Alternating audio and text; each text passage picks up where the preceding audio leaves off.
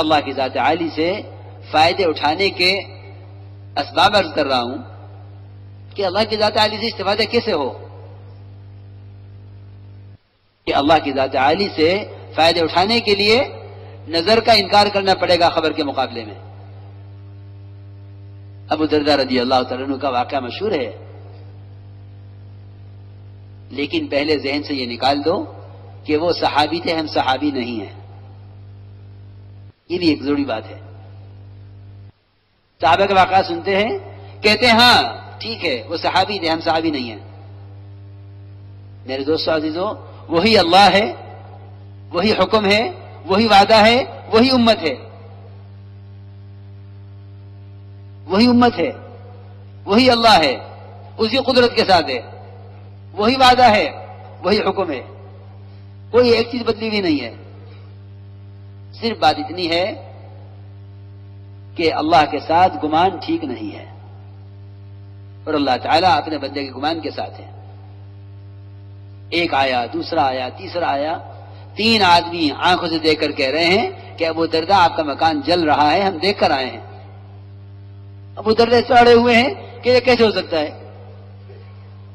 یہ کیسے ممکن ہے کہ مجھے دعا سکھلا دی گئی ہے، ادھر اللہ مجھے دعا سکھلا دے اور وعدہ کر لیں کہ تم پر کوئی مصیبت نہیں آئے گی، صبح پڑھ لو گے اور شام کو پڑھ لو گے، صبح تو کوئی مصیبت نہیں آئے گی۔ یہ کیسے ممکن ہے کہ ادھر مجھے دعا سکھلا کر مجھ سے وعدہ کر رہے ہیں اور ادھر میرا گھر جلا رہے ہیں؟ یہ اللہ تعالیٰ تو وعدے خلاف نہیں ہے۔ ابو درداء رضی اللہ تعالیٰ عنہ کا یہ یقین، اللہ کے ساتھ گمان ٹھیک کرنا۔ چوتھا آدمی آیا کہ ہاں ابو درداء آگ لگی ہے، تمہارے گھر، پورا گھر تمہارا آگ کی لپیٹ میں آیا، لیکن پڑوس کے گھر جلے ہیں، تمہارا گھر بچ گیا ہے۔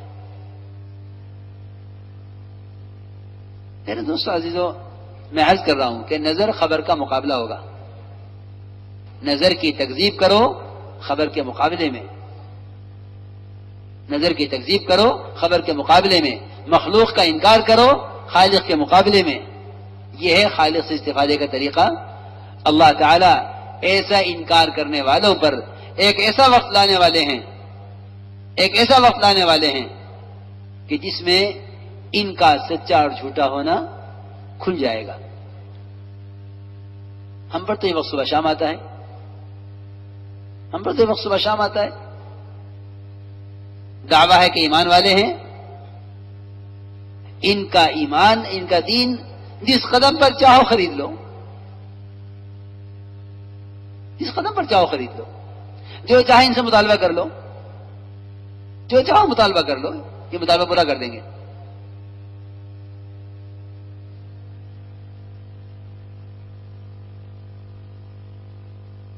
مسلمان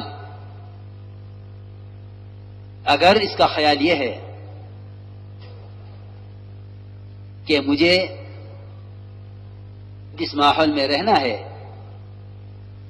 اس ماحول کی چاہت اور اس کا مطالبہ پورا کیے بغیر میں یہاں نہیں رہ سکتا، تو یاد رکھنا کہ ان سے زیادہ ذلیل اللہ کی نظر میں کوئی مسلمان نہیں ہوگا۔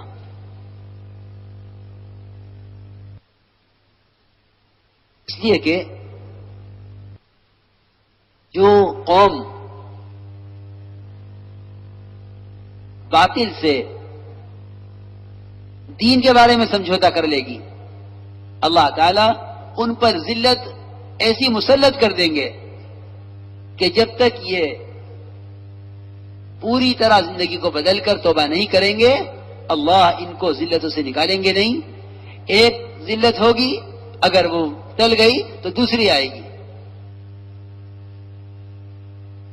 معمولی بات نہیں ہے۔ دین کے بارے میں سمجھوتا، میں عرض کر چکا شروع میں عرض کر چکا ہوں بن حذافہ کا واقعہ کہ دین کے بارے میں خبردار، دین کے بارے میں کوئی بات، اور خبردار دین کے مقابلے میں کوئی چیز لے کر آئے، وہاں تو پورے مذہب کی تبدیلی کا ارادہ تھا، ساری آدھی بادشاہت لے کر فرمایا کہ میں پلک جھپکنے کے بقدر دین کو نہیں چھوڑ سکتا ان ساری بادشاہتوں کو لے کر۔ میرے بزرگ دوستوں عزیزوں، ایک مزاج بنا ہے لوگوں کا کہ میں سچی کہتا ہوں اور انشاءاللہ بات سچی ہوگی، میں اور آپ اپنے اپنے گریبانوں میں اگر سر ڈالیں گے تو اندازہ ہو جائے گا کہ ہاں بات سچ ہے۔ دوسروں کو دیکھو گے تو سمجھ میں نہیں آئے گی، اپنے آپ کو دیکھو گے تو سمجھ میں آ جائے گی۔ ایک درمیانہ راستہ نکالا ہے کہ جس اسلام سے ہم بھی سمجھیں کہ مسلمان ہیں اور غیر بھی یہ سمجھیں کہ نہیں ہمارے ساتھ ہیں، یہ ایک ماڈرن اسلام کا راستہ نکال لیا ہے۔ اس کو نفاق کہتے ہیں، اسلام نہیں کہتے۔ اس کو نفاق کہتے ہیں، اس کو اسلام نہیں کہتے۔ اللہ تعالیٰ نے منافقین کا قرآن میں حال ہی بیان کیا ہے، وَمِنَ النَّاسِ مَن يَعْبُدُ اللَّهَ عَلَىٰ حَرْفٍ، کہ ایسے بھی لوگ ہیں جو کفر و اسلام کے بارڈر پر چلیں گے، سمجھتے ہیں کہ داڑھی، عمامہ، سنت لباس یہ تو اصل میں دوسری قسم کے مسلمان ہیں، یہ ذرا اونچے درجے کے مسلمان ہیں، ہم ذرا نیچے درجے کے مسلمان ہیں۔ حالانکہ سنت ایک ایسا حلیہ ہے کہ جس کے بغیر نہ کسی کو مسلمان کہا جا سکتا ہے اور نہ کوئی اپنے آپ کو مسلمان کہہ سکتا ہے، نہ کسی کو مسلمان کہا جا سکتا ہے اور نہ کوئی اپنے آپ کو مسلمان کہہ سکتا ہے۔ بات سخت اس لیے لگتی ہے لوگوں کو کہ احساس اور شعور ختم ہو چکا ہے۔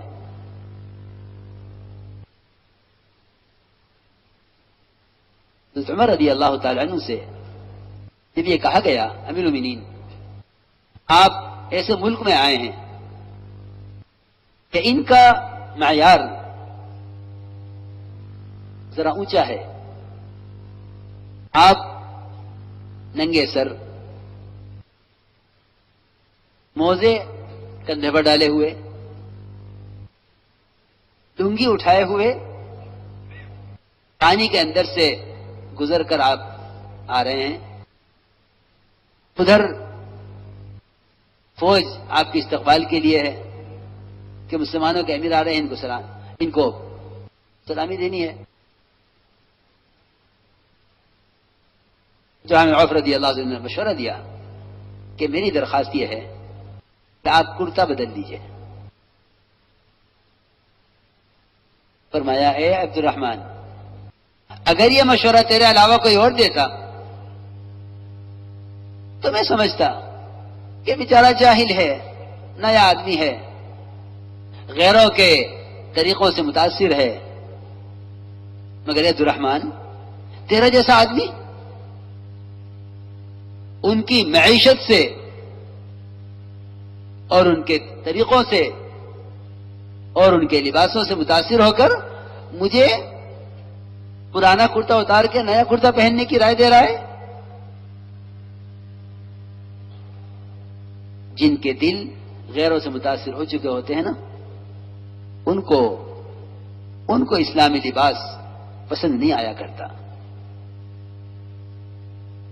وہ سمجھتے ہیں کہ اسلامی لباس نماز پڑھنے کے لیے ہے، نہیں، خدا کی قسم یہ بات نہیں ہے۔ سنت لباس اسلام ہے، نماز پڑھنے کے لیے نہیں ہے۔ سنت لباس اسلام ہے، اور میں کہتا ہوں آپ سے کہ سنت کے بغیر اسلام ہے ہی نہیں، خدا کی قسم سنت کے بغیر اسلام ہے ہی نہیں۔ اپنے مسلمانوں کا دھوکہ ہے اس شخص کو جو سنتوں کا پابند نہ ہو۔ وہ سب مسلمانوں کا دھوکہ ہے.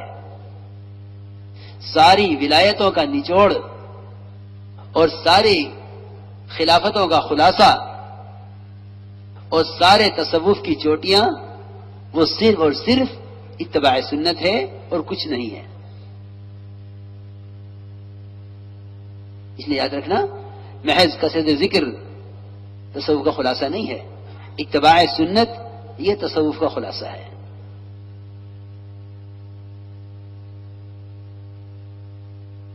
تو میں عرض کر رہا تھا کہ عمر رضی اللہ تعالیٰ عنہ کو کرتا بدلنے کی رائے دیتی تھی، یہ چیزیں سمجھ گئے کہ نا ہمارے ساتھی وہ غیروں کی معیشت سے متاثر ہو گئے ہیں. آگے بڑھے امیر المومنین، یہ گھوڑا لے کر آئے ہیں، ترکی گھوڑا.